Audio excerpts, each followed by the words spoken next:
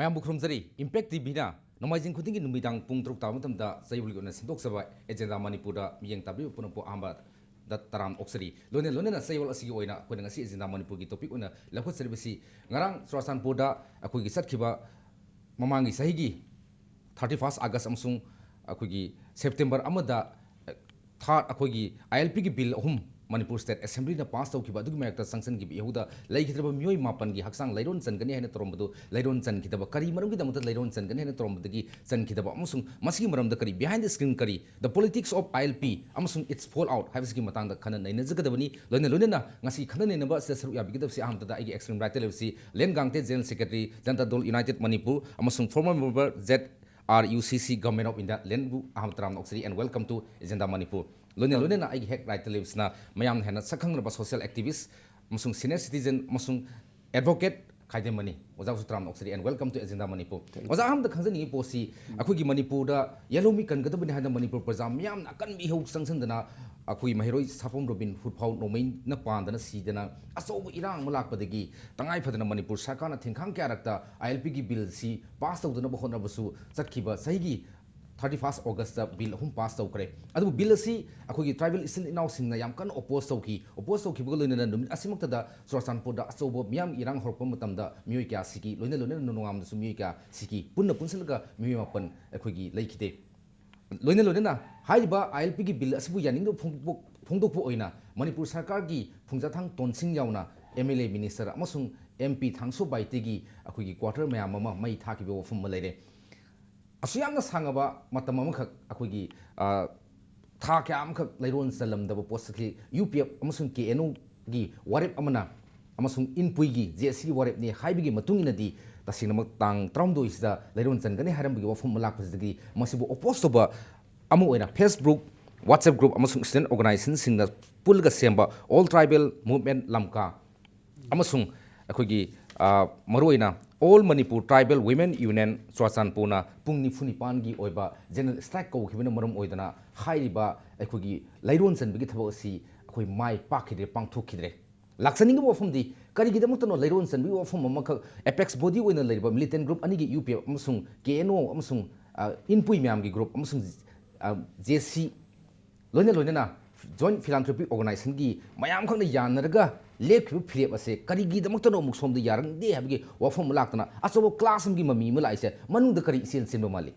hoi han me da haudo na khatang haijaningi ILP system chana han ba haibasi Manipur praja board hills and plain praja punamaki apam bo epam thokpa karigi noibu mapan degi mitop changlakpana mitop mane koi indian masen orabsu Manipur gi wang madegi mitop na masing si nong magi sing chawgum ne hengalakpa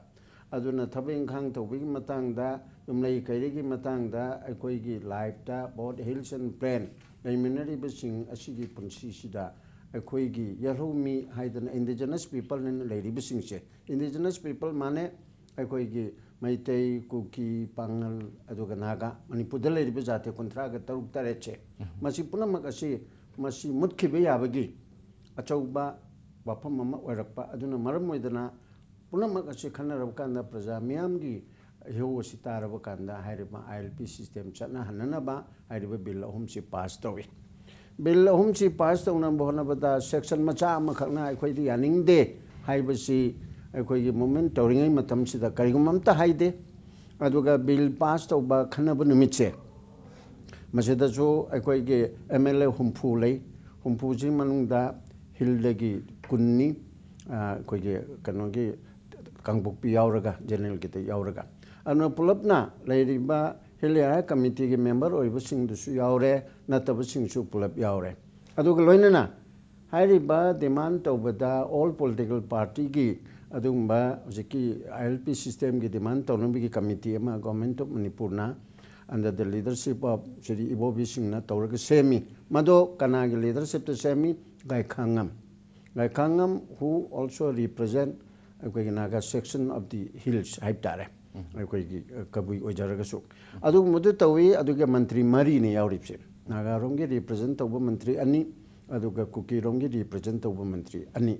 aduga loinamak MLA humpu se NPF yauna naga People's Front Manipur gi ꯃꯥꯌꯣꯛꯇ ꯅꯥꯒꯥꯂꯦꯟꯒꯤ ꯃꯁꯥ ꯑꯃ ꯑꯣꯏꯅ ꯁꯦꯝꯕꯅꯤ ꯑꯗꯨꯅꯤ ꯑꯗꯥꯅꯤ ꯍꯥꯏꯅꯔꯤꯕꯁꯦ ꯃꯁꯤ ꯐꯥꯎꯕ ꯀꯔꯤꯝꯇ ꯌꯦꯠꯇꯅ ꯈꯨꯕꯥꯛꯁꯤ ꯌꯥꯔꯦ ꯍꯥꯏꯗꯅ ꯃꯤꯅꯤꯠ 5ꯒꯤ ꯃꯅꯨꯡꯗ ꯄꯥꯁ ꯇꯧꯕꯗ ꯗꯦꯛꯁꯇ ꯗꯪ ꯊꯤꯟꯕꯗ ꯌꯥꯎꯔꯤꯕꯅꯤ ꯃꯌꯥꯝ ꯄꯨꯝꯅꯃꯛꯅ ꯎꯔꯤꯕꯅꯤ ꯍꯥꯏꯕ ꯗꯦꯠ ꯃꯤꯟꯁ ꯕꯤꯜ ꯑꯁꯦ ꯄꯥꯁ ꯇꯧꯅꯕ ꯍꯣꯠꯅꯕꯗ ꯄꯨꯝꯅꯃꯛꯀꯤ ꯑꯩꯈꯣꯏ ꯂꯥꯈ 18 ꯑꯁꯤꯕꯨ ꯔꯤꯄ꯭ꯔꯖꯦꯟ ꯇꯧꯔꯤꯕ MLA 60ꯒꯤ ꯑꯌꯥꯕꯒ ꯂꯣꯏꯅꯅ ꯄꯥꯁ ꯇꯧꯈꯤ ꯑꯗꯨꯕꯨ ꯂꯥꯏꯕꯛ ꯊꯤꯕꯗꯤ ꯀꯅꯥꯒꯨꯝꯕ ꯈꯔꯒꯤ ꯊꯧꯏꯟꯁꯤꯟꯗꯒꯤ ꯑꯣꯏꯒꯗ꯭ꯔꯥ ꯑꯗꯨꯒ ꯇꯧꯕꯕꯨꯗꯤ ꯃꯌꯥꯝꯅꯕꯨꯗꯤ ꯀꯣꯟꯅ ꯇꯣꯡꯁꯤꯜꯂꯛꯄ ꯆꯨꯔꯆꯥꯟꯄꯨꯔꯗ ꯕꯤꯜ ꯈꯟꯅꯕ ꯅꯨꯃꯤꯠ ꯄꯥꯁ ꯇꯧꯕ ꯅꯨꯃꯤꯠ ꯑꯗꯨꯗꯒꯤ ꯃꯩ ꯆꯥꯛꯇꯅ ꯄꯨꯡꯖꯥꯊꯥꯡ ꯑꯃꯁꯨꯡ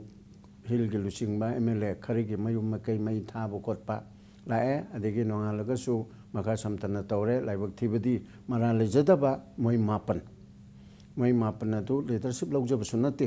ꯃꯣꯏ 9 ꯑꯁꯦ ꯍꯧꯖꯤꯛꯀꯤ ꯃꯩ ꯊꯥꯕ ꯈꯣꯠꯄ ꯑꯃ ꯇꯧꯕ ꯁꯤꯒꯤ ꯏꯔꯥꯡ ꯃꯔꯛ ꯑꯁꯤꯗ ꯃꯔꯥꯏꯕꯛ ꯊꯤꯗꯅ ꯁꯤꯈ꯭ꯔꯦ ꯑꯗꯨꯅ ꯂꯥꯛꯏꯕꯗꯤ ꯑꯗꯨꯒꯤ ꯃꯇꯨꯡꯗꯒꯤꯗꯤ ꯖꯣꯏꯟ ꯑꯦꯛꯁꯟ ꯀꯃꯤꯇꯤ ꯑꯦꯒꯦꯟꯁꯇ ꯑꯩꯈꯣꯏꯒꯤ against tribal anti tribal bill ꯍꯥꯏꯗꯅ ꯋꯥꯐꯝ ꯑꯁꯤ ꯂꯥꯛꯑꯦꯕ ꯃꯁꯤ ꯃꯇꯥꯡꯗ ꯑꯩꯈꯣꯏꯅ ꯏꯍꯥꯟ ꯍꯥꯟꯕꯗ ꯍꯥꯏꯖꯅꯤꯡꯕꯁꯤ ꯕꯤꯜ ꯏꯠꯁꯦꯜꯐꯁꯦ ꯃꯁꯤ ꯑꯦꯟꯇꯤ ꯇ꯭ꯔꯥꯏꯕꯦꯜꯒꯤ ꯀꯣꯏꯁꯟꯗꯤ ꯅꯠꯇꯦꯕ ꯃꯁꯤꯗꯤ ꯑꯩꯈꯣꯏꯒꯤ ꯀꯨꯀꯤ ꯏꯆꯤꯜ ꯏꯅꯥꯎꯁꯤꯡꯅ ꯅꯥꯒꯥ ꯏꯆꯤꯜ ꯏꯅꯥꯎꯁꯤꯡꯒ ꯏꯟꯗꯤꯕꯤꯖꯨꯋꯦꯜ ꯎꯅꯕꯗ ꯃꯣꯏꯁꯨ ꯑꯗꯨꯝ ꯌꯥꯕ ꯄꯣꯠꯅꯤ ꯃꯣꯏꯒꯤ ꯂꯥꯏꯔꯤꯛ ꯂꯥꯏꯁꯨ ꯍꯩꯕ ꯃꯤꯁꯤꯡꯗ ꯎꯅꯕꯗ ꯑꯦꯟꯇꯤ ꯇ꯭ꯔꯥꯏꯕꯦꯜꯃꯛꯇꯤ ꯅꯠꯇꯦ ꯍꯥꯏꯕꯗꯤ ꯃꯣꯏ ꯌꯥꯏꯑꯕ ꯑꯗꯨ ꯀꯔꯤꯒꯨꯝꯕ ꯊꯧꯑꯣꯏꯟꯁꯤꯟ ꯈꯔꯗꯒꯤ ꯀꯅꯥꯒꯨꯝꯕꯗ ꯁꯝꯅ ꯍꯥꯏꯔꯀꯥꯟꯗ ꯃꯈꯣꯏꯒꯤ ꯃꯔꯛꯇꯒꯤ ꯃꯈꯣꯏꯒꯤ ꯂꯨꯆꯤꯡꯕꯁꯤꯡꯒꯤ ꯃꯔꯛꯇꯒꯤ ꯑꯇꯣꯞꯄ ꯃꯤꯒꯤ ꯕꯁ ꯇꯣꯡꯕ ꯍꯥꯏ ꯂꯣꯟꯗꯥꯁꯦ ꯀꯔꯤ ꯑꯣꯏꯒꯗꯕꯅꯣꯗꯤ ꯑꯗꯨꯝ ꯈꯟꯕꯤꯔꯣ ꯑꯗꯨ ꯌꯥꯎꯕꯗꯒꯤ ꯍꯥꯏꯕꯗꯤ ꯑꯩꯈꯣꯏꯒꯤ ꯁꯝꯅ ꯍꯥꯏꯔꯕꯗ ꯅꯥꯒꯥ ꯄꯤꯁ ꯑꯦꯀꯣꯔꯠꯀꯤ ꯀꯣꯏꯁꯟ ꯑꯃꯁꯨ ꯂꯥꯛꯑꯦꯅꯀꯣ ꯃꯣꯏ ꯑꯗꯨꯒꯤꯗ ꯇꯣꯡꯕ ꯌꯥꯎꯏ ꯍꯥꯏꯕꯒꯨꯝꯕ ꯑꯣꯏꯔꯝꯕ ꯇꯥꯔꯦ ꯑꯗꯨꯒꯨꯝꯕꯒꯤ ꯌꯥꯎꯕ ꯈꯣꯠꯄ ꯃꯌꯥꯝ ꯑꯁꯤꯅ ꯍꯧꯖꯤꯛꯀꯤ ꯑꯦꯟꯇꯤ ꯇ꯭ꯔꯥꯏꯕꯦꯜ ꯕꯤꯜꯅꯤ ꯍꯥꯏꯗꯅ ꯃꯤꯆꯝ प्रजाꯁꯤꯡꯁꯤ ꯚꯥꯞ ꯇꯥꯖꯗꯕ ꯃꯌꯥꯝ ꯂꯦꯃꯦꯟ ꯃꯌꯥꯝ ꯑꯃ ꯏꯅꯣꯁꯦꯟ ꯃꯌꯥꯝ ꯑꯃ ꯌꯥꯎꯔꯤꯕꯅꯤ ꯑꯦꯟꯇꯤ ꯇ꯭ꯔꯥꯏꯕꯦꯜ ꯕꯤꯜꯅꯤ ꯑꯅ ꯍꯥꯏꯕ ꯑꯗꯨꯏꯗꯨ ꯍꯦꯛ ꯍꯥꯏꯕꯒ ꯑꯗꯨꯗꯤ ꯀꯗꯥꯏꯋꯥꯏꯗ ꯑꯣꯏ ꯍꯥꯏꯔꯗꯤ ꯑꯗꯨ ꯑꯣꯏꯔꯁꯨ ꯑꯦꯟꯇꯤ ꯇ꯭ꯔꯥꯏꯕꯦꯜ ꯕꯤꯜꯅꯤ ꯁꯤꯅꯦꯕ ꯑꯗꯨꯅ ꯍꯧꯖꯤꯛ ꯀꯨꯞꯅ ꯈꯟꯅꯔꯛꯄ ꯀꯥꯟꯗ ꯑꯩꯈꯣꯏꯒꯤ ꯆꯨꯔꯆꯥꯟꯄꯨꯔꯒꯤ ꯅꯠꯇ꯭ꯔꯒ ꯀꯨꯀꯤꯒꯤ ꯑꯗꯨꯒꯨꯝꯕ ꯃꯔꯨꯑꯣꯏꯕ ꯂꯨꯆꯤꯡꯕꯁꯤꯡ ꯂꯥꯏꯔꯤꯛ ꯂꯥꯏꯁꯨ ꯍꯩꯕꯁꯤꯡꯒ ꯑꯩꯈꯣꯏꯅ ꯂꯅꯥꯏ ꯑꯣꯏꯅ ꯐꯥꯎꯗꯣꯛꯅꯕꯗ ꯋꯥꯔꯤ ꯁꯥꯟꯅꯕꯗ ꯑꯦꯟꯇꯤ ꯇ꯭ꯔꯥꯏꯕꯦꯜ ꯕꯤꯜꯅꯤ ꯍꯥꯏꯕꯗꯨꯃꯗꯤ ꯅꯠꯇꯦ ꯍꯥꯏꯕꯁꯤ ꯌꯥꯅꯤꯡꯉꯦꯕ ꯑꯗꯨꯒ ꯕꯤꯜꯁꯤꯗ ꯑꯁꯣꯏꯕ ꯈꯔꯗꯤ ꯌꯥꯎꯏ ꯑꯁꯣꯏꯕꯗꯤ ꯌꯥꯎꯔꯦ ꯑꯁꯣꯏꯕ ꯌꯥꯎꯕꯗꯨꯗꯤ ꯑꯦꯟꯇꯤ ꯇ꯭ꯔꯥꯏꯕꯦꯜꯒꯤ ꯅꯠꯇꯕ ꯆꯨꯝꯅꯒꯤ ꯃꯅꯤꯄꯨꯔꯒꯤ ꯑꯣꯏꯕ ꯕꯤꯜ ꯑꯁꯤꯗ ꯑꯣꯔ ꯍꯥꯏꯒꯗꯕꯗ ꯀꯣꯃꯥ ꯍꯥꯏꯕ ꯑꯗꯩ 1951ꯒꯤ ꯔꯦꯖꯤꯁꯇꯥꯔ ꯂꯩꯕ ꯂꯩꯇꯕ ꯑꯗꯨ ꯑꯗꯥ ꯀꯣ ꯑꯗꯒꯤ ꯅꯦꯇꯤꯞ ꯍꯥꯏꯔꯤꯕꯁꯤꯒꯤ ꯗꯤꯐꯤꯅꯤꯁꯟ ꯄꯤꯔꯝꯗꯦ ꯑꯗꯨꯗꯒꯤ ꯍꯥꯏꯔꯤꯕ ꯃꯌꯥꯝꯁꯦ ꯑꯗꯩ ꯍꯤꯜ ꯑꯦꯔꯤꯌꯥ ꯀꯃꯤꯇꯤꯗ ꯊꯥꯗꯐꯝ ꯊꯣꯛꯇꯦ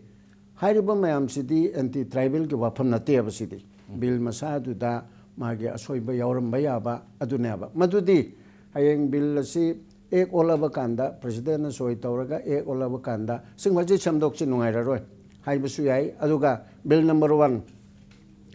ꯄ꯭ꯔꯣꯇꯦꯛꯁꯟ ꯑꯣꯐ ꯃꯅꯤꯄꯨꯔ ꯄꯤꯄꯜ ꯕꯤꯜꯁꯦ ꯑꯁꯤꯗ ꯁꯣꯏꯕ ꯈꯣꯠꯄ ꯌꯥꯎꯔꯤꯕꯁꯤꯡꯗꯨꯗꯤ ꯃꯥꯒꯤ ꯁꯦꯛꯁꯟ 11 ꯍꯥꯏꯕ ꯑꯃ ꯄ꯭ꯔꯣꯚꯥꯏꯖꯣ ꯑꯃ ꯍꯥꯞꯆꯔꯤ ꯁꯦꯛꯁꯟ ꯑꯃ ꯀꯔꯤ ꯍꯥꯏꯅ ꯕꯤꯜ ꯑꯁꯤꯗ ꯌꯥꯎꯔꯤꯕ ꯁꯦꯛꯁꯟꯁꯤꯡ ꯑꯦꯅꯤ ꯄ꯭ꯔꯣꯚꯤꯖꯟꯁꯤꯡꯁꯦ ꯃꯁꯤ ꯑꯔꯊ ꯍꯟꯕꯗ ꯂꯨꯔꯕ ꯑꯗꯨ ꯑꯣꯏꯔꯗꯤ ꯑꯦꯅꯤ ꯗꯤꯐꯤꯀꯜꯇꯤꯁ ꯑꯁꯤ ꯂꯥꯛꯄꯗ ꯃꯗꯨ ꯀꯔꯝꯍꯥꯏꯅ ꯔꯤꯃꯨꯚ ꯇꯧꯒꯗꯒꯦ ꯍꯥꯏꯕꯁꯦ ꯆꯍꯤ 2ꯒꯤꯃꯅꯨꯡꯗ ꯑꯦꯛ ꯑꯣꯜꯂꯕꯒꯤ ꯆꯍꯤ 2ꯒꯤ ꯃꯅꯨꯡꯗ ꯒꯣꯔꯃꯦꯟꯠꯅ ꯃꯗꯨ ꯁꯦꯡꯗꯣꯛꯀꯗꯕꯅꯤ ꯍꯥꯏꯕ ꯑꯃꯁꯨ ꯀ꯭ꯂꯤꯌꯥꯔ ꯑꯣꯏꯅ ꯌꯥꯎꯔꯤꯑꯕ ꯑꯗꯒꯤ ꯔꯨꯜ ꯅꯣꯡꯒꯁꯨ ꯂꯣꯏꯅ ꯁꯦꯝꯃꯛꯈꯤꯗꯣꯏꯅꯦꯕ ꯑꯗꯨꯅ ꯕꯤꯜꯁꯤꯡ ꯑꯁꯦ ꯃꯁꯤꯒꯤ ꯌꯥꯅꯤꯡꯗꯕ ꯑꯩꯈꯣꯏ ꯑꯔꯥꯟꯕ ꯑꯁꯣꯏꯕ ꯌꯥꯎꯕꯗꯨꯗꯤ ꯀꯣꯟꯅ ꯁꯦꯝꯗꯣꯛꯄ ꯌꯥꯏ ꯑꯗꯨꯒ ꯃꯁꯤ ꯑꯦꯟꯇꯤ ꯇ꯭ꯔꯥꯏꯕꯦꯜꯅꯤ ꯅꯠꯇ꯭ꯔꯒ ꯑꯦꯟꯇꯤ ꯃꯩꯇꯩꯅꯤ ꯅꯠꯇ꯭ꯔꯒ ꯑꯦꯟꯇꯤ ꯃꯨꯁꯂꯤꯝꯅꯤ ꯑꯩꯈꯣꯏꯒꯤ ꯑꯦꯟꯇꯤ ꯄꯥꯉꯜꯅꯤ ꯍꯥꯏꯕ ꯑꯗꯨꯒꯨꯝꯕ ꯄꯣꯠ ꯑꯗꯨꯗꯤ ꯃꯁꯤ ꯌꯥꯎꯗꯦꯕ ꯅꯥꯎ ꯍꯧꯖꯤꯛ ꯍꯪꯉꯛꯏꯕ ꯋꯥꯐꯝ ꯑꯗꯨꯒꯤ ꯃꯇꯥꯡꯗ ꯑꯗꯨꯃꯥꯏꯅ ꯑꯩꯈꯣꯏ ꯖꯣꯏꯟ ꯑꯦꯛꯁꯟ ꯀꯃꯤꯇꯤ ꯆꯨꯔꯆꯥꯟꯄꯨꯔꯒꯤ ꯑꯦꯟꯇꯤ ꯇ꯭ꯔꯥꯏꯕꯦꯜ ꯕꯤꯜꯒꯤ ꯁꯦꯝꯗꯅ ꯇꯧꯈꯤꯕ ꯑꯁꯤꯅ ꯑꯩꯈꯣꯏ ꯃꯤꯁꯑꯟꯗꯔꯁꯇꯦꯟꯗꯤꯡ ꯈꯔ ꯑꯣꯏꯕꯗꯒꯤ ꯆꯠꯊꯔꯛꯈꯤꯕ ꯑꯁꯤꯅ ꯃꯩꯔꯤꯛꯄꯤꯗꯒꯤ ꯃꯩꯖꯥꯎꯕꯤ ꯍꯧꯈ꯭ꯔꯦ ꯃꯁꯤ ꯑꯩꯈꯣꯏꯒꯤ ꯃꯔꯨꯑꯣꯏꯅ ꯒꯣꯔꯃꯦꯟꯇ ꯑꯩꯗꯤ ꯇꯥꯏꯅꯅꯤꯡꯉꯤ ꯅꯤꯡꯊꯤꯖꯅ ꯒꯣꯕꯔꯅꯦꯟꯁ ꯇꯧꯍꯧꯗꯕ ꯅꯤꯡꯊꯤꯖꯅ ꯇꯥꯁꯤꯟ ꯈꯣꯝꯖꯤꯟꯗꯅ ꯀꯔꯤ ꯇꯧꯕ ꯍꯥꯏꯗꯨ ꯅꯧꯔꯤꯉꯩꯗꯒꯤ ꯃꯣꯏ ꯂꯥꯛꯎꯅꯦ ꯍꯥꯏꯅ ꯀꯧꯕꯒꯤ ꯃꯍꯨꯠꯇ ꯒꯣꯔꯃꯦꯟꯗꯨ ꯆꯠꯂꯒ ꯆꯨꯔꯆꯥꯟꯄꯨꯔꯗ ꯆꯠꯂꯒ ꯀꯌꯥꯝ ꯁꯥꯎꯗꯣꯏꯅꯣ ꯃꯌꯥꯝ ꯆꯤꯞ ꯃꯤꯅꯤꯁꯇꯔꯅ ꯂꯨꯆꯤꯡꯕ ꯇꯤꯝ ꯑꯃ ꯆꯠꯂꯒ ꯁꯤꯐꯥꯏ ꯃꯌꯥꯝ ꯄꯨꯔꯒ ꯂꯣꯏꯔꯦ ꯄ꯭ꯔꯃꯥꯟꯕ ꯅꯠꯇꯦ ꯁꯤꯐꯥꯏ ꯍꯥꯏꯗꯤ ꯄ꯭ꯔꯣꯇꯦꯛꯁꯟꯒꯤꯗꯃꯛꯇ ꯑꯗꯨꯒ ꯏꯁꯥ ꯏꯅꯥꯎꯆꯥ ꯑꯄꯥꯝꯕꯗꯨ ꯀꯔꯤꯅꯣ ꯑꯗꯨꯒ ꯖꯥꯇꯤꯒꯤ ꯑꯄꯥꯝꯕꯗꯨꯅ ꯀꯔꯤꯅꯣ ꯁꯤꯒꯨꯝꯕ ꯄꯣꯠꯁꯤ ꯁꯤꯅꯤ ꯍꯥꯏꯔꯒ ꯅꯤꯡꯊꯤꯖꯅ ꯁꯦꯡꯗꯣꯛꯅꯕ ꯌꯥꯕꯗꯣ ꯑꯗꯨꯁꯨ ꯇꯧꯍꯧꯗꯦ ꯑꯗꯨꯅ ꯃꯔꯝ ꯑꯣꯏꯗꯅ ꯃꯤꯈꯣꯏ ꯁꯥꯎꯅꯕꯗꯒꯤ ꯍꯥꯏꯔꯤꯕ ꯃꯌꯥꯝꯁꯤ ꯊꯣꯛꯈ꯭ꯔꯦ ꯑꯗꯨ ꯑꯣꯏꯔꯗꯤ haina haiba kansida Joint Action Committee of Churchanpur ki tawribasida makal khudimaki mayam sigi interest yauriyaba samna harda UNC ki su interest yauriyaba UNC sina subject to correction len bu harakani Joint Action Committee Churchanpur ki anti tribal bill sida member oina di yaubadi nataba male adubu mohoi ki wafam chi represent tawba group khara aidi lairiba NP mayam se NP mayam haitare Songstan mayam amana pun manaba jati mayam gi sure margi paite gi jau gi gangte gi adi hek lairiba pun ke thado gi khongsai gi lairiba mayam sida adugum su yauksilakpa aduna madugi tawbadu da mayam siningti jana yanaraga mo lauraga tawgada bada lal hauba kangbo haitare ko hojiki du aina UPF amasung keno anina dictate tawbigi mohongu mama subject to correction ko aina khanbadadi mayam masigi lobum thokpudu lawdadana sai khabar da kari da hari meeting inadi meeting du di kawraga moi mayam du di hollaga agar di swang tang da tang trom du tawre se ko yare ko ka heraga ai ko gi dictate tawraga tawsin gi ba leidai ne asi oiraga di praja sing di adu yaroi da bani ne adu de ko di yaroi adwai da de la loba ka su kira ro no mai su kira wai ba mai maram de mayam aduna punchila abanina adugi phibam ma lakpani aduna asambada aigi motadi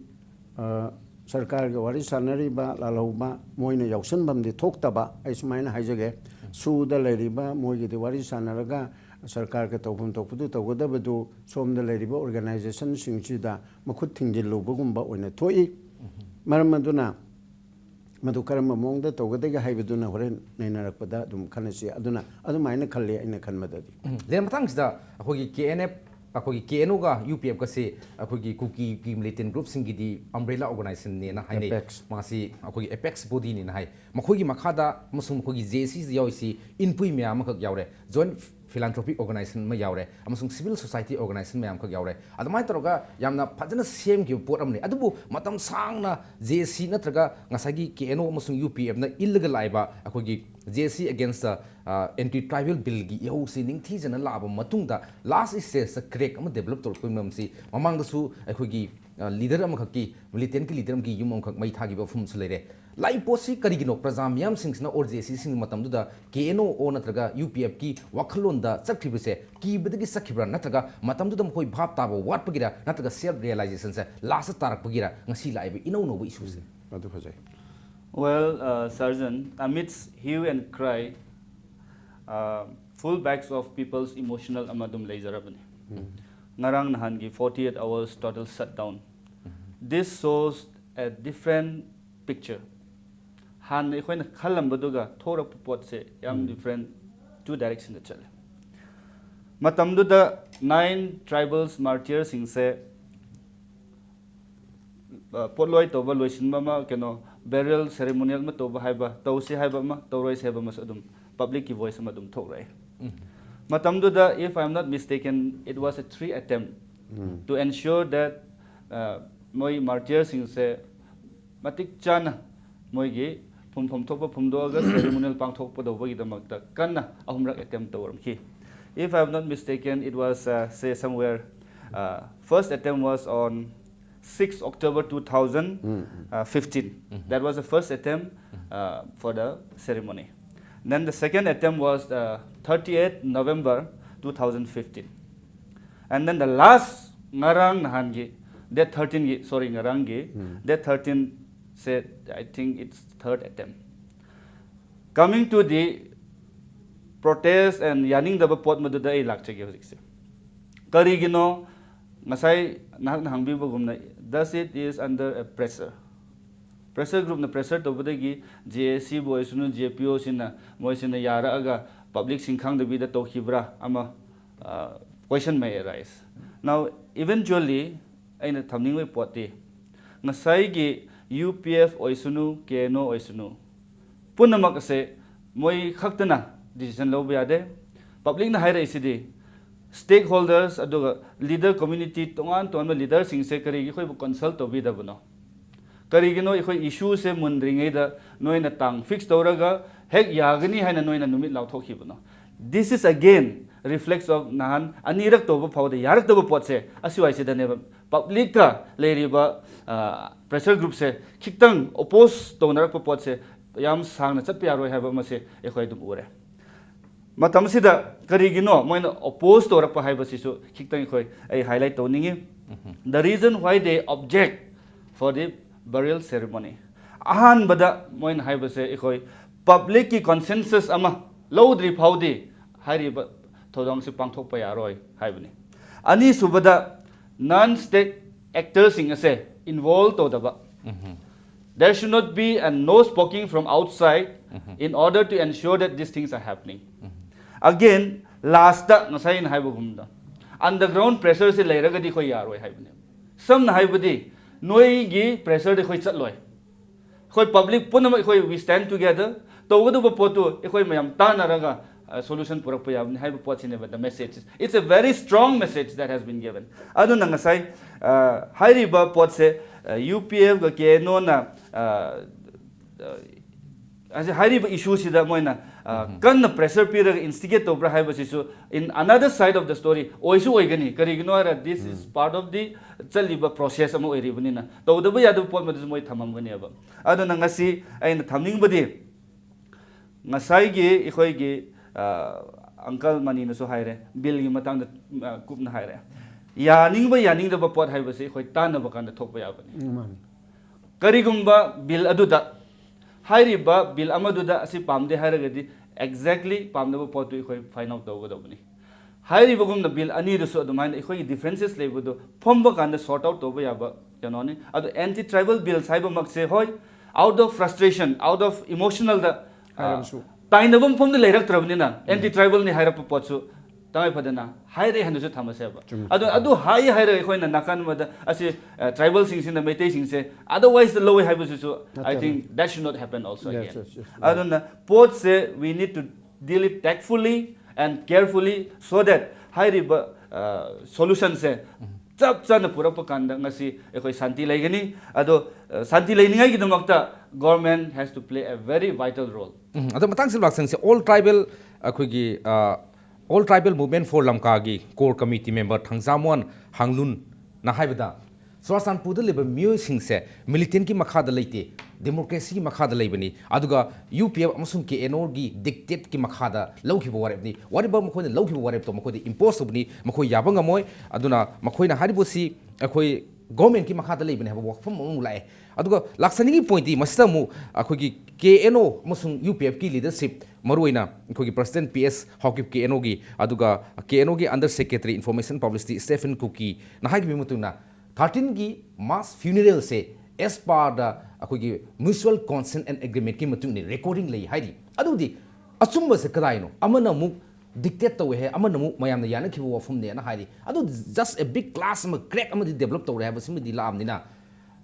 तसें नमक प्रजा सिंह सिना ngasi di अखोगी umbrella organization KNO अमसुंग UPF की थोंग सिंह सिदा मतम अमददी Yaning अमसु मखोगी sense नत्र tactics सा मखोगी nature दा अहोंग बलाक पखर उबदगी यानिंग दबसे फोंदोक मामब्रा नत्र अहामददी मदुई पोसक से उलम दब मामब्रा फोंदो ए हाइना ए थमगे all tribal movement lamkana changsilai base it's a mass movement let's try to distinct two ways amasina ngasai gi KNO boys nu natraga UPF boys nu moina kauraga leader khara ama tribe ki leader sing kaure social organization kaure khoi ngang nare adun maramna yanabagi makhada khoina tobuni hayaba laiba kino se ado to haibase kana do mani yalakne ba pot se to haibagi pressure to pidragadi ngasai gi khunja sing boys nu social organization ki leader sing boys nu or any civil organization sing phom bada kana no moi mamang na nang do bangam do se one ani subada hairiba ngasai gi issue sida leithokraga ngasai gi burial ceremony se martyr sing se genoma gi ceremony se loisin se haibagi yadab kangbu sing sina kari yarak to bono haiba kanda moi gi attitude moi gi single handed labor pot ekoin haida di chakka do bni haiba pot sida ngasi sida there's no more longer that hairiba pressure group na haiba se kuina chatpa yaroi haiba mase ngasi tapna for the matter even valley gi busu dum lai ekhoi dum uba phangi even ching da su adugi leiriba keno se yam ka hen moi influence lei ba yaro hai ba se po se mala aban 48 hours shutdown, total shutdown, deserted look ni Churasanpur town. yes 48 hours deserted oi ba se prajana to bane ba Adagi mu Churasanpur district hospital the 500 persons ma'am na thana tawdana gherao tawdana oppose tawdana leiba. Haibagi posak si lakmani na UPF masu keno umbrella organization we represent the cookies. Political aspiration phangdam ne moina high post se ngasi di makhoi gi claim se makhoi gi validate to bu ya bu pot si makhoi gi keno se sum sum dong gi handhari ha se lo bu ya see well dialogue and process of talks happens in different way aduga moi gi nong gi down to ra hai ba maksidi I think it will be little legitimate for me to comment on that early to comment let's say a little legitimate for me to comment on that.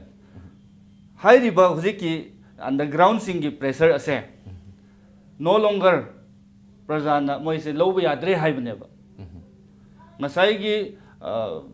sibami mapan leiba phaudu da moi na gat toraga moi puthok pa yaroi tangtara humdoi da tabak se pangthok pa yaroi hai baneba. Which means I take it another way that public sina moi na hen na ngasi di ikoi authority ni ikoi democracy ma leiba ni pak ni aduna noi na toba da khoi chat pa yaroi mayam na common decision lakpa kanda aduda naharon sing na bu haisunu boiro any pressure group na haibu boiro adum yaga do pot to da lakpa kanda di ikoi punamak yagani haiba gi se that is the message that this all tribal movement has given it samna harabada aina supplement to boina hawjiki sajana hangmadu na koina na yabugumani haibadi hairiba ani sigi kano se khara hantar labra haibasi public interest ta miyam ne yadaba oragadi adugum pot amada moina dictate oragadi madudi yaro ayaba kone ilai lai na khangmang amipse aduna hosike hariba marak sida aina mung makha taningi bana masi government na yamna ningthi jana hai singna chaloba ma changi masi changhok da badagi ni hoji for example aikoi thangting thangjing gi question ama leigre madu thangjing amu tawrdi thangting gi kangbu duna mu yela kane na pare ani makchi to o kangbai na mu tawru re adu da su tungi yeng hokda dana hoji khoksa bungai na mu khoksa re ase tawri se adu de sisu amuka khoksa bungai dana mu tawr kan atopa man amuka kari haira kan ni hairo oi amna government na ya hojikti democracy sigi manung da ethnic maya mamana taba khunda ba mini india oibanina ko jati contract na leibanina sason je hojikti laina to biara royaba chumna gi sason phajana to na bo hona ba bahuda koi gi mayam sigi tasin khomjalaga miyam sigi pulse se lore raga to butayaba aduna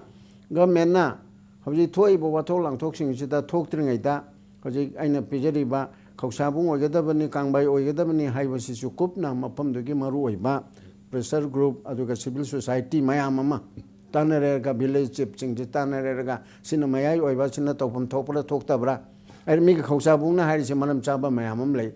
according to newspaper report aduga moigi memorandum na singmadi yengoraga moinu mayai oidi 125 oidi adu meta tisigi natabni aya thamjaribdi government na matam sana mapam sana yengchel horaga punamaksi solve to godabne ba ana hojiki Churachandpur gi koi gi leigedraba tribal matter mapan se masigi magi thoram topum toppa sing chi tonana bhona bada kanglop ani non state actor aduga koi gi praja ka haitare ani sigi manakta tonali se government na middleman oina tuna pangchang chileraga ngasi hayang makta paisi leraga masi sumaina tawraga tawsi haiba pot ama yanana ba mahona ba changya na ai sumaina thamjani Manipur sarkar na yam tactfully yamna hai singna sensitive oina yamna phajana diplomatic oina akhoi leiriba solution si sauthok tanaba snowball tawdana honaba changi habigi wafum ama leiri loina hojik leiriba film si kari film da lakadage what is a solution punamak break ki matung da lobina si masi mauna tema break malojage break ki matung da koi tunanjarake impact tv gi agenda Manipur meeting tatuna leibiyo मानो नुंतगी चारिब मरु मरांग याव चिंजाक्सिंग सियंग मसिन हक्चांगी Pongal अमद liver Sohan बतना तना पुक नाबा acidity चाब तुमदबन चिंबा क्या नारखिया इमाना पिरक हक्चांग आखुकनब हिदाक लैरिसिदी लिपसे नमानब सिंग नुंतिरी party सांगा चाद्रबदी सुक्या मग्याद्रबरा अदुमना खंगद्र माले मसिना पुक नाब थिनबगी अवाब थोहनबा याय लिपसे नुंतिगी चाबना acidity चाब तुमदबा खोंग हाबा यादब फल अदुगा चाक सुलामले लिवर बु फरबदी पुंसिसु सुपर हिट ओइरे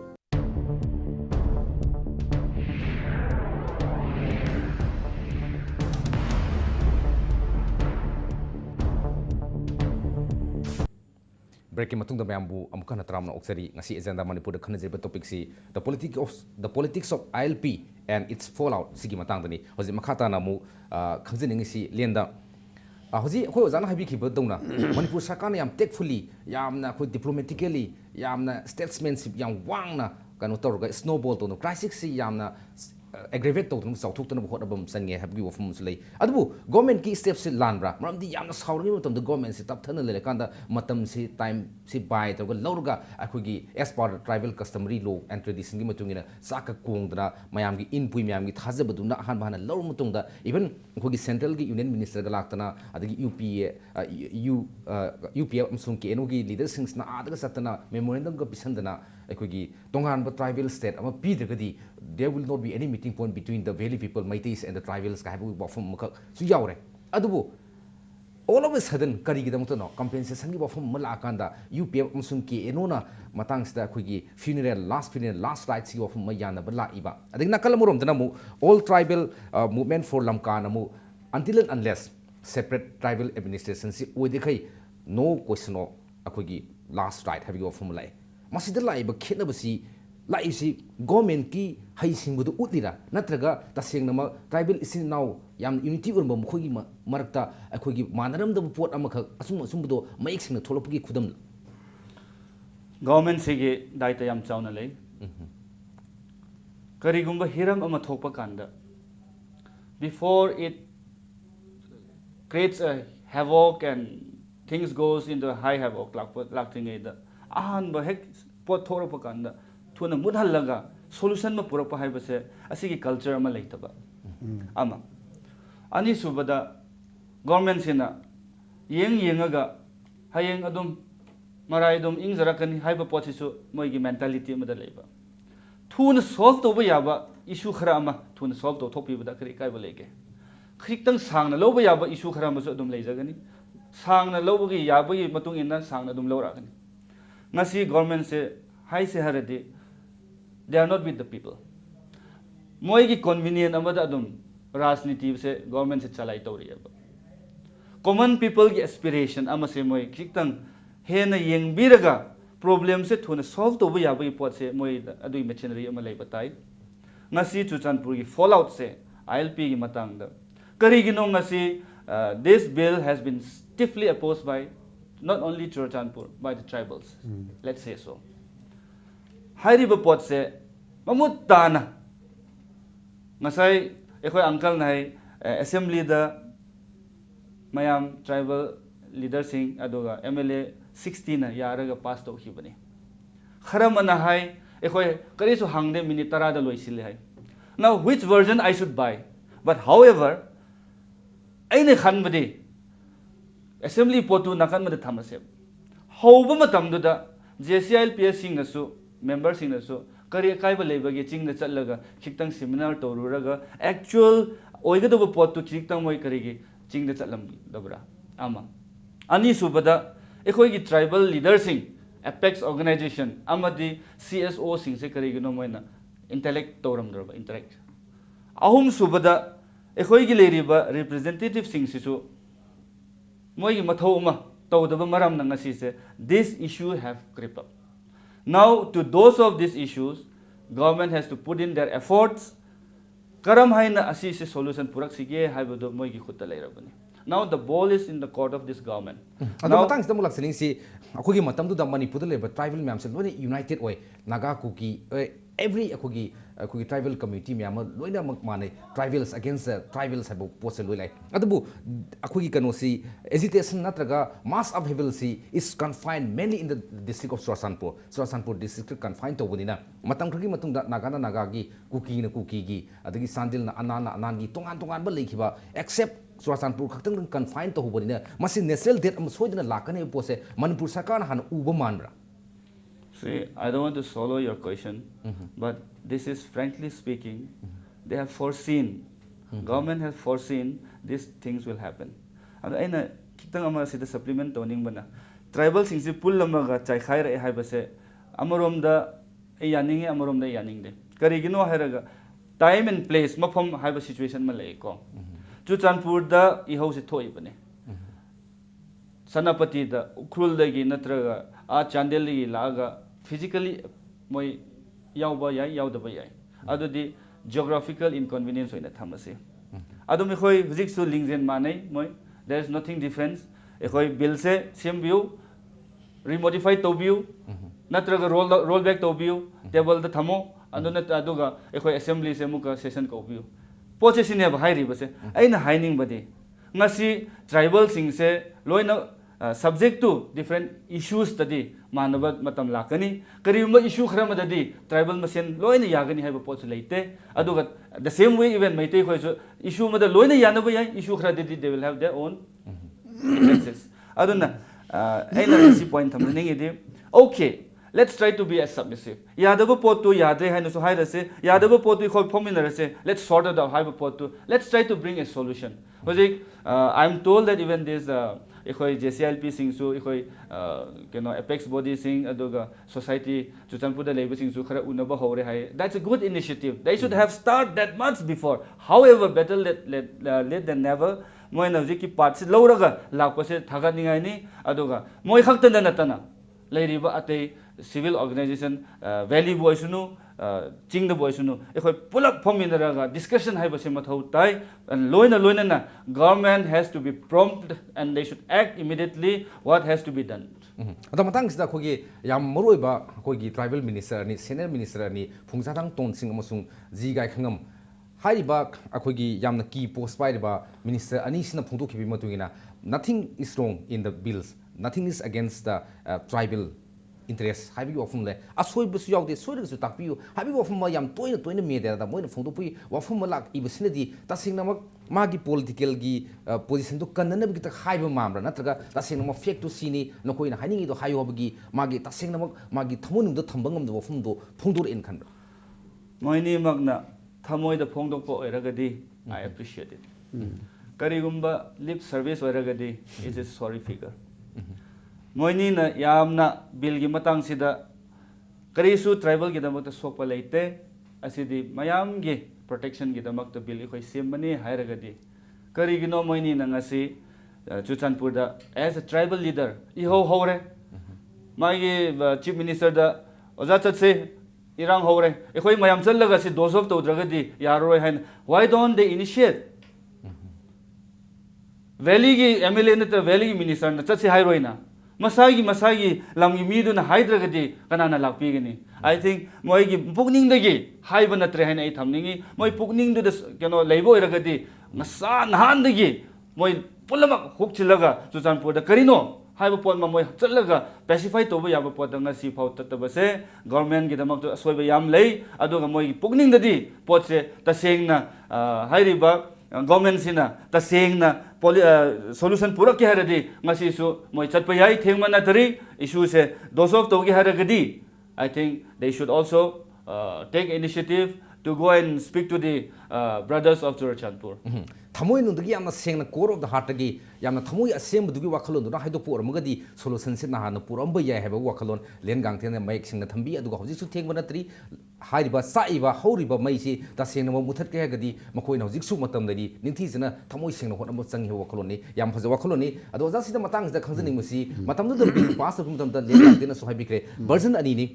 अखोगी within 10 से का अखोगी 10 अखोगी minutes सा pass out की है कुबा खुरगा लोइन pass out including tribal MLAs and the minister नाकन बरोम दा अखोगी right to अखोगी react नतगा अखोगी वखलोन suggestion ideas फोंदुक नबगी तंजा पी की है मतंग से येंग या बसे करिनो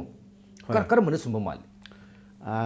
being a responsible representative of the people masi mana nganga da bata wada bisi nang kari hainingi haina kudom mi thelak tarabasu mana ai kaino ma hainingi haina haibasi magi right ni MLA ni club member na te aba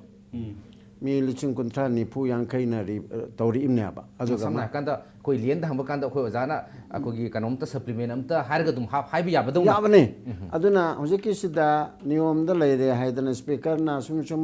asi leire aduna kana kari hainingi haina mo hairu darasu masi ma'am yarabra ma amadi hangam gane aba si thangala koi ge chief minister na aduga concern revenue minister na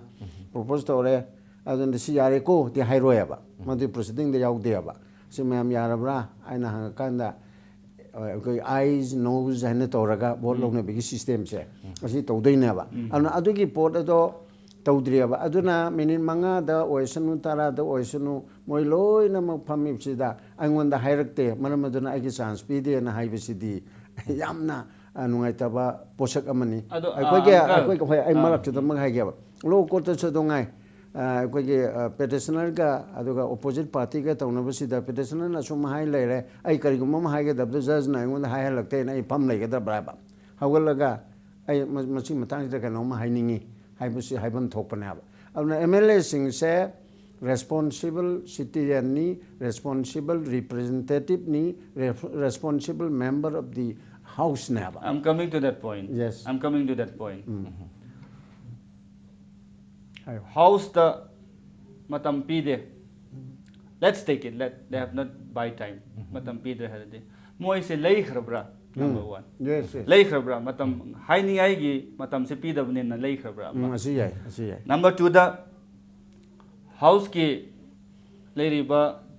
house ki leader na pot se puthoi neba table tori neba table toraga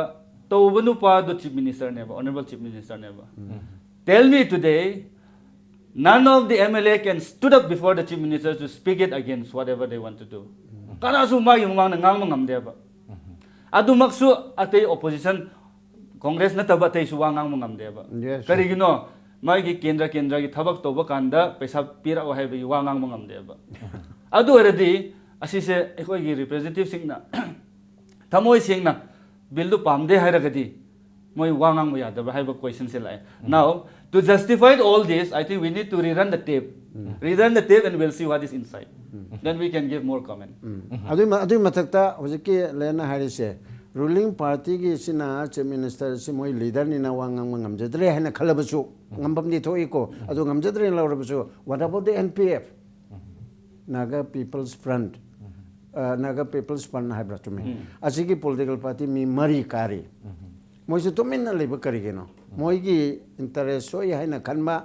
adumba Nagaland Assembly gi warep lawgi ba khoki ba adugi matang da di adum marol lo leba अदुगा मणिपुर पुंबगी ओइबा issue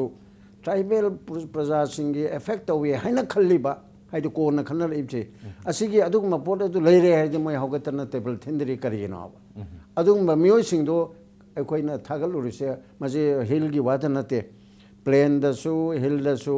अखोइना MLA अमा ओइबदा चप चाना मखुत थांगलगा थबुक तौगदब मिसे अखोइना खलौदेबा यामai sengi tasena praja gi mute oina thagat khiba akhogi tribal MLAs or maite MLAs or any MLAs praja gi mute silaga praja na vote na ka ginina praja gi interest up ma gi miyam gi interest thab khara tobhom thoi ha maktuma kitang to khide either akhogi chief minister gi kainu obe natraga masagi thona wa pe natraga ma gi personal interest obe anyway whatever the matter may be awji laksani point akhogi lenda aroi boina hoji si laikre akhoi tham ya ma hujang kre lairon chandadana akhoi miyoi ꯂꯩꯈꯤꯗ꯭ꯔꯕ ꯃꯄꯥꯟꯒꯤ ꯍꯛꯆꯥꯡꯁꯤ ꯃꯣꯛ ꯇꯧꯖꯤ ꯇꯥꯗꯨꯅ ꯂꯩꯔꯤ ꯃꯈꯣꯏꯒꯤ ꯏꯃꯨꯡ ꯃꯅꯨꯡꯗ ꯈ꯭ꯋꯥꯏꯗꯒꯤ ꯍꯦꯟꯅ ꯅꯨꯡꯉꯥꯏꯔꯝꯃꯣꯏ ꯅꯨꯡꯉꯥꯏꯇꯕ ꯃꯌꯥꯝꯁꯤꯒꯤ ꯃꯔꯛꯇ ꯃꯈꯣꯏꯒꯤ ꯅꯨꯡꯉꯥꯏꯇꯕꯗꯨ ꯉꯁꯤ ꯐꯥꯎꯗ ꯆꯥꯐꯝ ꯊꯛꯐꯝ ꯈꯪꯗꯅ ꯂꯩꯔꯤ ꯋꯦꯔꯁ ꯆꯨꯔꯆꯥꯟꯄꯨꯔ ꯄ꯭ꯔꯖꯥ ꯃꯌꯥꯝ ꯑꯃꯁꯨꯡ ꯇ꯭ꯔꯥꯏꯕꯦꯜ ꯏꯟ ꯖꯦꯅꯔꯦꯜ ꯌꯥꯝꯅ ꯅꯨꯡꯉꯥꯏꯇꯅ ꯂꯩꯔꯤ ꯑꯁꯤꯒꯨꯝꯕ ꯐꯤꯜꯝꯁꯤꯗ ꯑꯃꯅ ꯑꯃꯨꯛ ꯍꯥꯏ ꯑꯃꯅ ꯑꯃꯨꯛ ꯍꯥꯏ ꯑꯃꯅ ꯑꯃꯨꯛ ꯌꯦꯠ ꯑꯃꯅ ꯑꯃꯨꯛ ꯇꯧ ꯁꯨꯃꯥꯏꯅ ꯇꯧ ꯂꯩꯗꯩ ꯁꯣꯛꯄꯗꯤ ꯈ꯭ꯋꯥꯏꯗꯒꯤ ꯂꯦꯟꯒꯤ ꯃꯣꯠꯇꯗꯤ ꯈ꯭ꯋꯥꯏꯗꯒꯤ ꯕꯦꯁ ꯄꯣꯁꯤꯕꯜ ꯑꯩꯈꯣꯏ ꯁꯣꯂꯨꯁꯟꯁꯦ ꯀꯔꯤ ꯇꯧꯔꯒꯗꯤ ꯈ꯭ꯋꯥꯏꯗꯒꯤ ꯁꯣꯂꯨꯁꯟ ꯄꯨꯔꯛꯄ ꯌꯥꯒꯅꯤ ꯍꯥꯏꯕꯒꯤ ꯋꯥꯈꯜꯂꯣꯟ ꯊꯝꯕꯤꯅꯤꯡꯉꯤ sida amanama haiba amanama haira lownadaba isarukta let all the think tank groups sit together settle the issues main issues in the formaga JCLP sing bo erosunu government sing so with any group when discussion toraga amicable solution am moi give apen bodo moi stable the thangdo oga ekhoi si pamdabani for example bill do the ngasai gi native place native haibudu asi khoi yaude haibugumba natraga notwithstanding hai natraga karigumba hiram kharada asigi pottu ekhoi yade harasu aduda wahai do simdok simnina adum yaba potni aduna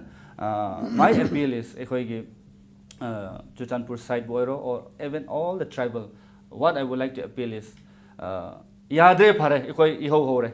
now we need to come to a conclusion that we need to settle these issues aduga pot se khoi na phomdragadi dialogue ama leitragadi issue se settle tobu yaroi gadobnina asise issue tobana pharakani haibado mayam phomaga issue se settle tobu yagani aduga loina na Chuchanpur sidadi ngasi khoina sum yengbada South District seda JCLP gi issue ama ILP gi issue ama ado hujing ngasai gi thangting ga thangjing ga sigi pot ma issue pase thok pase pot se yamna nungaitre ado aina thamning badi Sergeant, let me just give a few comment on this. Government na matamduda gazette notification ma thokre. Gazette notification thokpada ngasai gi thangting subdivision haibada Meitei Chinau Singa yam nungaida na iho ma thokre. The first drama was unfolded and now the second episode is going to take place. This is going to be a very unprecedented situation lakadore. Aduna in the midst of their opposed Meitei Chinau Singa ming yade haina opposed toraga lambi thingaga amaga misunderstanding lakre. Ado solution purak niya haina khoina I was here shouting that okay thangting so hairo roise thangjing so hairo roise ekhoi khosabung subdivision haibada akaiba leiroi haiduna settlement ma lakpa matungda committee khara phomaga with the local representative ka phomaga nangna daita loro ko nang haiba yaba makhai nang phajana deal torakhro aduga maphomdudi khosabung na tahanse maming dudi adu hairo roise haibuna khosabung subdivision oin tholase haiba potuda mayam yanaraga kainarakpa matungda nonganbada cabinet puthoga kangwai haidradi yaroi haibudegi my vested interest bu haisra natraga asidi ei politicalize towning de aduna ma thamgre phare kangwai torakpada ngasi amuka Chuchanpur gi keno Kausabung area sida amuka candlelight vigil tore oppose tore hai see all this loiba naidaba issues loiba naidaba agenda sing si yam laeba aduna ikhoina pambadi Hairiba, Ehoigi, Anoba subdivision, say government, and initiative Lobiraga. Yabiraga se Tambiba say, we need to even appreciate this government. But however, Moigi conclusion of Maloibia, Heitabase, Asidaneva, Iran Togre. I think with good wisdom, government has to roll back, Kangwai, Haiwa, Tokpodo, Amuka roll back Toraga, Hanagi. Mapomdo da chap chana thambiba kanadi santi orakadra haibase as a public leader oina mase thamningi adoga asisina hayeng amuk ekhoi gi marakta ichinnaw marakta nungaina daba ma thora khanaraga ase ethnic tribe ki communal class ma thokado base we adona ase I think at the earliest government has to settle this name again. I am afraid that naming of this Kausabung subdivision se Kausabung subdivision haidabida Kangwai subdivision hairapa kandane issue se yam sangtharakani aduga more technically aim of thamninge Chuchanpur da karigumba Loktak project gi natra Kausabung di natra kom kairap gi karigumba ST certificate karigumba residential certificate loaning bada all the way they have to drive down to Chuchanpur for public convenience Hairiba Henglep Kendra the Haitare, let's be a little more specific. Henglep Kendra the Henglep subdivision Malere, Huzikisana the second subdivision Oida Ribane. Masi Lapusina Mayamna Mapom Sitare Haiduna 125 villages and chief singna Yaraga out of 125 the 25 villagers Gumbadi Adum from Pamde and Budi Hire Adu more than 100 villagers and chief singna Yai Hiraga. Moina endorse Toraba Adumba Soisu Chingaga government Tagat Hibaneba. Adu di Nasaigi Lokta project the last border is Ngarian Neba. Ngarian degi my office ki Tabak Tobalaki Harisu Kosabung di Maidumot Hina Nagadobaneba. Adu Kangwai the Tamagadi Kangwai the gi to Tanpur hardly 10 kilometers. So that's no point, no meaningless. Ekoi subdivision Kangwai the Tamuda. So public convenience ki damakta Kausabung the Tamse Haibase as a Miam the Yaraga, Soi Chingaga, government the Tagatpani, Asida Masaigi, Ekoigi political leaders in the Su, Ayaba PB Raga, said even Deputy CM Nasu, Kausabung the Tobos Pai, and the man assurance Piram money, Aduga, time and again memorandum se government the Tagat Paneva. At the last decision to the Kosabung Yaragani, Maming the Tangting Haibakan and Saigi issue the Tokibane, at the issue the Ekoina Pataraga, Paragadra Haina Lapa of the Amuka, पोच ओन तेन फट निंगाई की लाख से I think government has to change the decision and roll back otherwise all this लाकदोबा